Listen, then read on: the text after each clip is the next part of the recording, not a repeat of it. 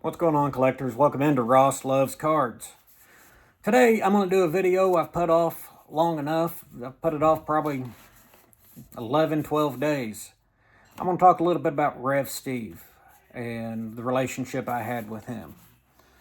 I remember, when I first found Rev Steve's channel, the interaction we had and, commenting back and forth on videos.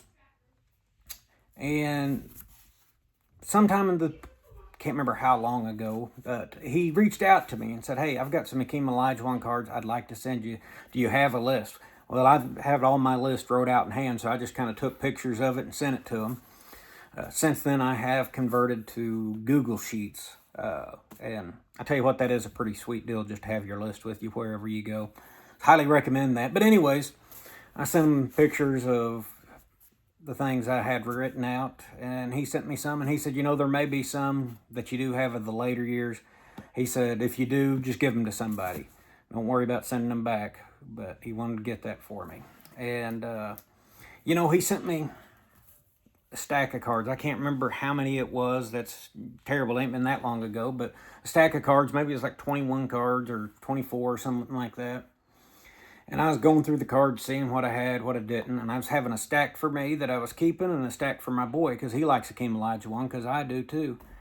And anyways, I was going through the cards and then this card popped up. And when I pulled open this card, I thought, boy, he messed up there. That's a card Tate's getting. And anyway, so I put it in Tate's pile. Then as I was showing Tate the cards that Rev Steve sent, I showed it to him. And I noticed on the back, it was an Akeem Olajuwon card. And Steve made a remark. He said, I put that purposely with the Shaq facing up. Just thinking about that, kind of thinking of Steve's sense of humor there. And, I guess it was 12 days ago, Tuesday. I remember a fine card collector, Jeff, texted me, and he said, "You hear the bad news?" I was like, "No, man, what's up?" And he said, are you sitting down?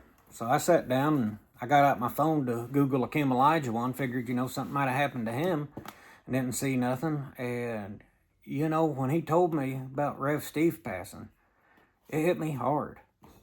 Just thinking about, I thought, I was talking with him the night before. On Monday, I posted the video, my Ross Hates the Hall of Fame binder.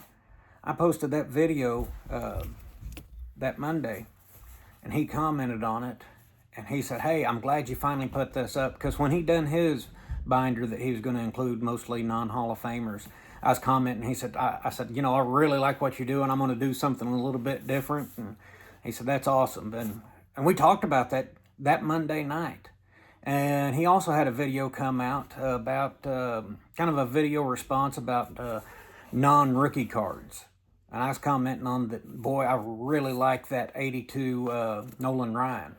I never realized how cool of a card that was. And, I got thinking about those conversations, and I went back and checked, and that was like 15 hours ago that we had that conversation at the time when Jeff told me the news. And, it hit me hard. First, I was thinking about, his family. And then I got to thinking, well, what about his congregation? I mentioned Steve again for prayer requests, his family, that is, for prayer requests at my church tonight, because, at my church, something happens to me, they're probably just going to have to call it quits. We're a small church. I don't know. Not that I'm irreplaceable. I'm not saying that. But, it's hard for me to get somebody to fill in for a week, much less a full-time position, to preach 2 times a week. But that kind of hit me hard, on multiple levels. Young man, just, you never know. Don't expect it. Actually, that Monday night, after I got done off of YouTube commenting and leaving comments back, I started getting on eBay. And I remember Steve told me one time, he said, "I still need to buy me a Preacher Row card. I've never done it." And anyways, I'll show you all one of my favorite Preacher Rows. It's right here, the 51 Bowman. Love the 51 Bowman set. and I started searching eBay for a card I could get Steve to take to Strongsville. And I couldn't find just the card that I was wanting, and I thought, hey, you know, my card shop, my buddy Joey there, huge Preacher Row fan. Sometimes he has Preacher Row stuff that he'll part with. Maybe I could pick up something from him. So I thought, well, you know, I can do that.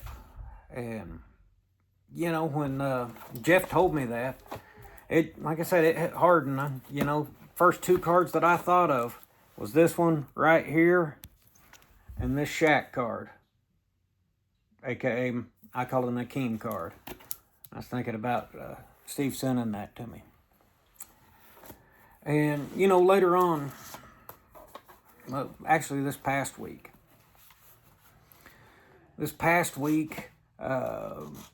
I said, we're merging with another ministry. I don't know if I mentioned that or not. My church is, where they can have their service, they can use it through the week, and we can set up for a service on Sunday, 2 services on Sunday. So, been a lot of transition. We've had to get rid of 22 pews, and, you know, we had to move the pulpit, get rid of the prayer altars, you know, and I tell you what, I was going to let the people in to come get the pulpit. We had a huge pulpit. I don't know, thing weighed 150 pounds. I don't know. Big enough that we wasn't going to move it each and every Sunday to bring it out and put it out. So anyways, they was coming to get it, and I was standing there behind it, you know, kind of holding my hands where I always did. And kind of started to get a little bit sad about it. And I thought, you know what, instead of being sad, I'm going to be thankful, you know, all the time that I was able to preach behind this pulpit. I done some math. I've probably preached behind that pulpit, 500-600 times. You know, I'll be honest, it was kind of like part of the family. I didn't realize I'd have that much attachment to it.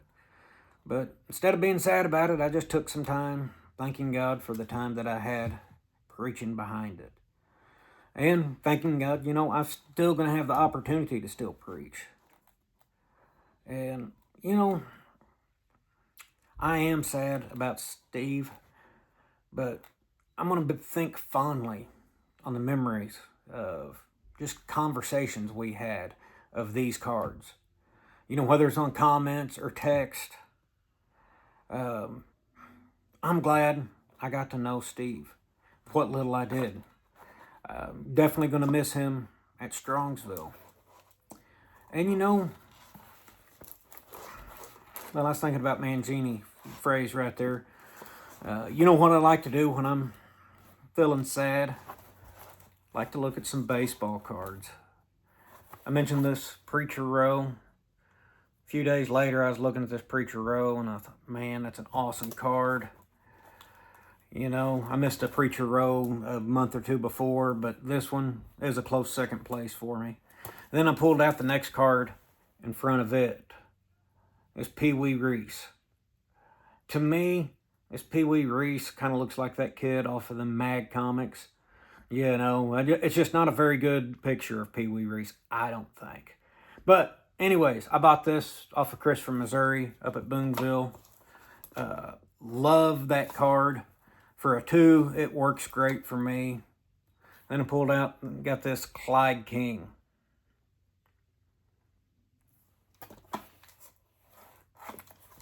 And Joe Hatton. I can just show the 51s. I'm not going to go through all of my Bowman Dodger run here. That's majority of what this is. There is a CGC card I bought recently. Let me see if I can grab it.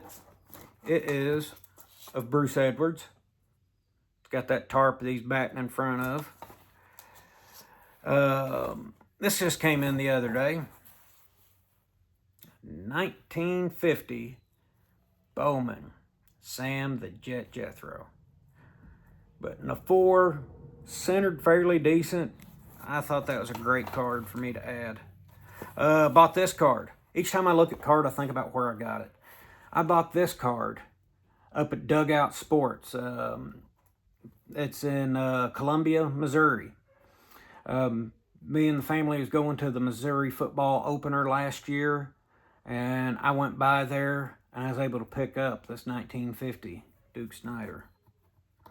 So I remember that football game. You know, there's... I could pull this card out. Preacher Row. Sorry, my light's not shining real good on that. Preacher Row.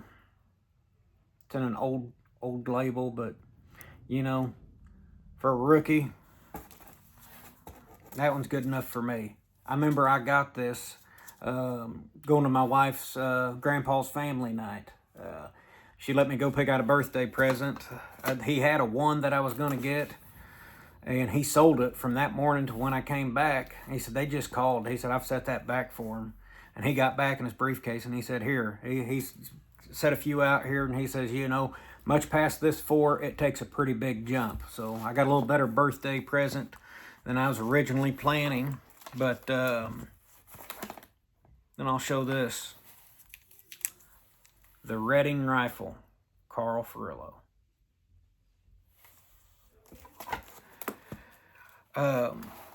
You know, just looking at each of these cards, you know, I started kind of feeling better. I even got this card. I've been reading a book about Jesse Owens and Joe Louis, how their lives intertangling, you know, kind of the timeline of their lives. I'll probably get some more cards and talk about that book some and the connections there. But I got my first boxing card. It is a 1938 Churchman, Joe Louis. It's in a 3, but I tell you what, that's a good looking 3 for me. For the money, I thought it was a good deal. But I was looking through this box, and I thought, hey, I'm going to go get my binder out. So I went and got my binder out, my dream binder as I call it, and I started going through it. Started pulling cards out and looking at each one of them, and check the fronts out, the backs out, just having a good time. And all of a sudden, I hear somebody slam the door in my driveway, and I thought, well, who's here? Well, apparently it was my wife. I silenced my phone. She'd called 3 times. She wasn't mad or anything, but so I had her come into the bedroom, and I showed her some cards. And I don't know, she probably stayed around for looking at 12 of them with me and making me feel better about showing my collection, you know, showing some interest in it. But, you know, on days that you have bad days, days you're feeling down, I think we ought to get out our cards. We ought to look at them. We ought to watch some videos we like. Start texting some people. You know, just checking on your card buddies. Not checking on anybody's, but just seeing what they're doing. To be honest, when those videos about Steve started coming out, you know, I was having a hard time watching them. If I didn't comment on your video, it doesn't mean I didn't start it, but I'd get choked up just watching them, thinking, you know, I've just got to take a break from watching it. And sometimes I'd come back and finish them out. But, you know, you never hear somebody say a bad thing about Steve, or I haven't ever heard that. And how awesome that is, you know, just the man that he was. Passionate about cards, liked people. I mean, you know, you can listen to the different videos. I'm sure, you know, you could talk to people in his congregation, and they tell you how great Steve was. I will say, being a part of this community, going through, looking at the GoFundMe, you know, seeing how much money that different people had contributed. And I mean, there's people that, you know, had anonymous names put in there. Kind of warms my heart to be part of that community where we reach out and we care for others and want to do something for them and their family. You know, that's special. And there's people that do, you can look up their videos to check out the GoFundMe. I'm assuming it's still open. It was as of this past week anyways. But, yeah, it's been kind of tough for me to make a video. I've intended, making this video a couple times. And I think, well, I just need to wait and do this. But I just want to say thank you all for listening to this. Thank you all that I can call you card buddies, card friends. Times like this, we can reflect. We need to appreciate the friends that we do have, the relationships that we do have. Because, they may not last forever. But I will say, Steve being in the ministry, me being in the ministry, both pastors, I'd say Steve would tell you the same thing. That you need to make sure that you are ready for that day that you're no longer here. If anytime I could help you with anything, don't hesitate to reach out. If you need to hear about the gospel, I'd be glad to tell you about it.